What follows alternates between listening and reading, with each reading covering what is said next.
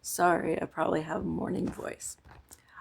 But I saw this post, which was amazing, and the woman was doing some digital art, and I assume she was using the iPad app that everybody uses, I should say artists use. And I tried to get the Android version of that app, and it crashes my tablet the minute I add a second layer, which I always add because I use a reference photo like this, and I'll move it around the picture so that I can compare it to whatever I'm working on. Anyway, so I can't use that app that has all of the fancy brushes and tools. And I really was excited because it appeared to do really good watercolor brush strokes, which is what I mostly do in real life is watercolor. Um, so I'm still using ArtRage Vitae. And I was struck by how many tools they had in that app. She could literally just, hit a menu and have like all these different brushes preconceived to choose from, etc. She could draw jewelry with the stroke of her pen. That's cool and great and wonderful, especially if people are using it for like animation and things. But I'm doing like fine art, and I obviously wouldn't be cheating. That's not cheating if, to each their own. I'm not judging that. I'm saying I am stuck in this app that has very limited capacity. And now I realize why people might think that it's easier and why I did not think that it was easier. So let me just show you why it's not easier. Oh my gosh, I sound like a frog this morning. Anyway, so this is the drawing I have, not actually started painting yet. And like just to show you, I'm going to use a brush. So I have, these are my options here. Like there's not a lot because I don't use practically any of these except the eraser and the pencil and the brush. I don't even use the square brush. So anyway, and then you got your colors.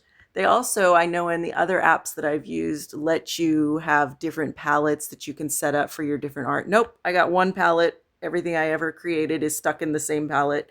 I can't really sort the palette the way I want or group things according to which picture I'm working on or which body part, which is another thing it looked like she could do. These are my choices. They really don't do a whole lot for me. By luminance is kind of useful, by red value, etc. I'm going to leave it on red value because for the skin it might be handy up here. You can kind of see up here that I'm going to need like that, or something like that. These are some colors I've created, from the different art I've already done of him.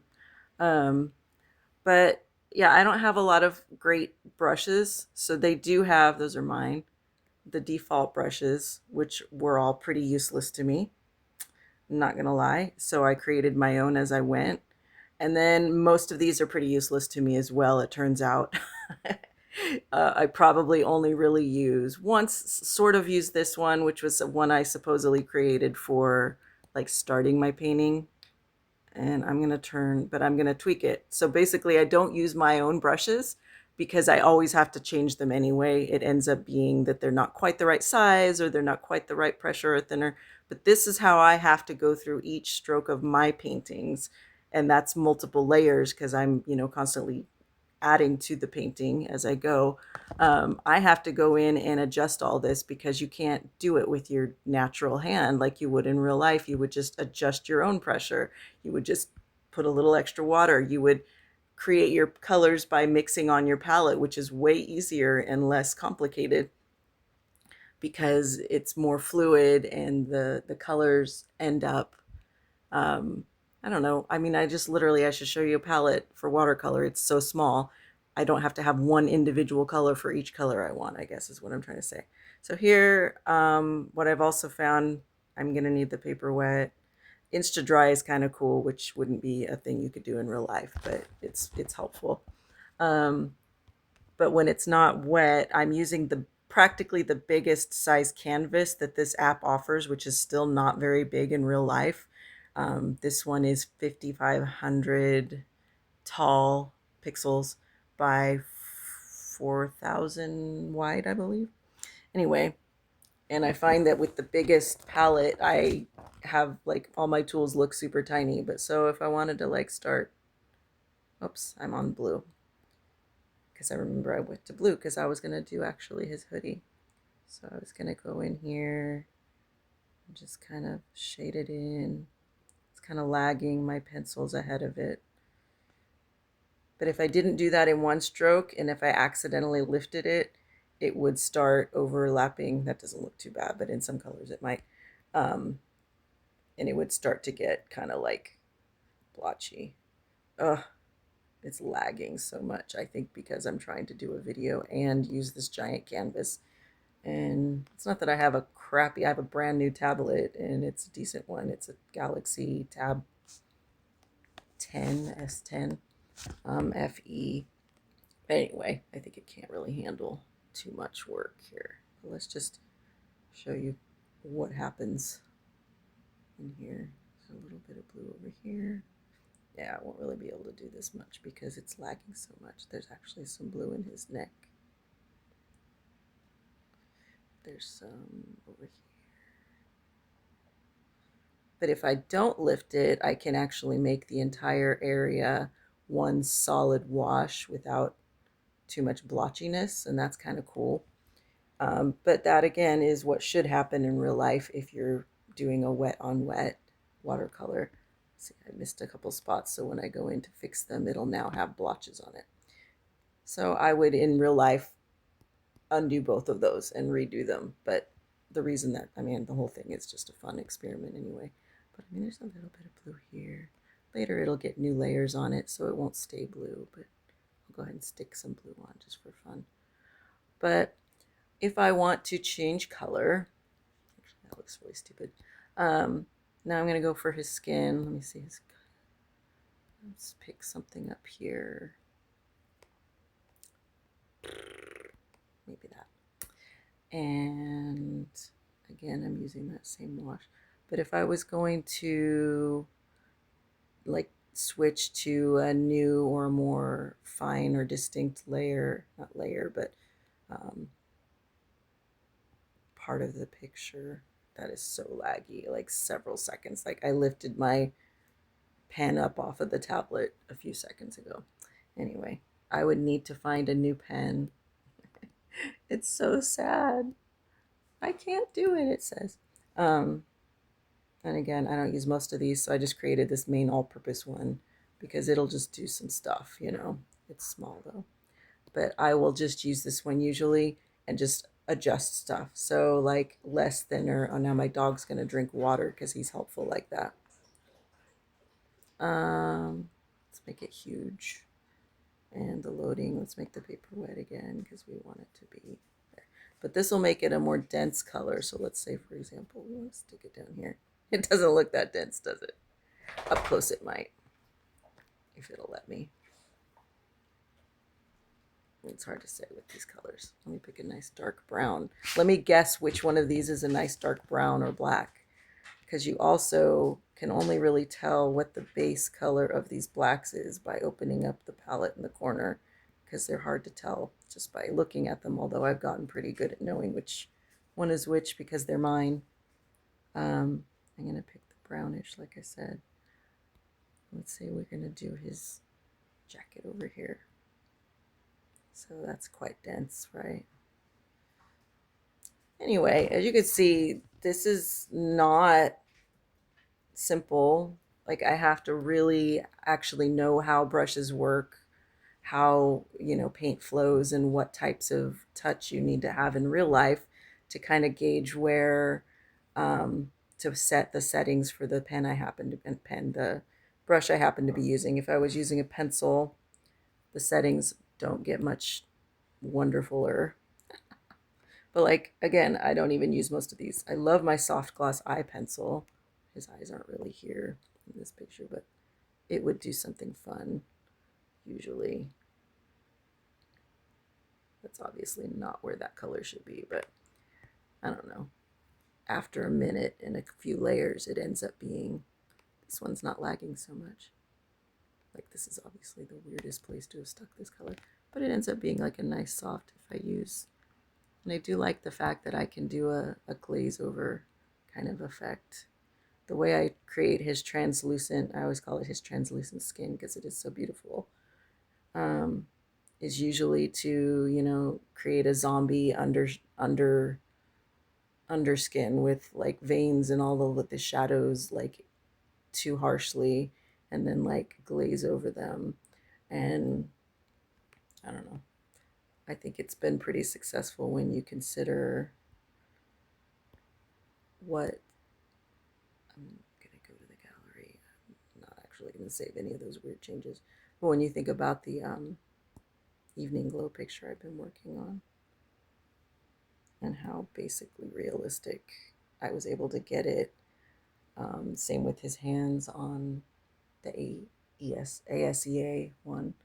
I thought I tapped it. But yeah, nothing's super speedy about any of this. I mean, this is so much scribbling. I actually haven't worked with real colored pencils, I will admit that. I always was just into watercolors and oil paints, but not even oils because I was really impatient and stupid and didn't know how to do them correctly. But I'm looking forward to starting some more of those. I just finally got my office set up to be have some space for some art as well, since I hadn't really done art in several years. My last real painting was like 2017. I haven't done portraits since I was a teenager, really, honestly. Um, Maybe early 20s, but they were never like color portraits. I don't know. Anyway, I'm having a lot of fun doing portraits, and I'm not gonna lie, it's not really a hardship to stare at Bjorn Musak every day for hours and hours and hours while I trace the intricacies of his face. Um, I have a lot of fun with his eyes. And this actually doesn't even look as cool as it did at one point. It just looks like it should. But I had lots of cool shapes in there and lots of different layers. And I think that's how I am able to have it come out the way I really want it at the end, is to put the time into all of the layers of, see all the little bits and pieces of his skin. Sorry, that's my finger tapping. But anyway, I gave up on this one and added some color with the watercolor brush or something. I don't know what this is even. It could even be could be the airbrush. I don't know. I just wanted to get some base color in there.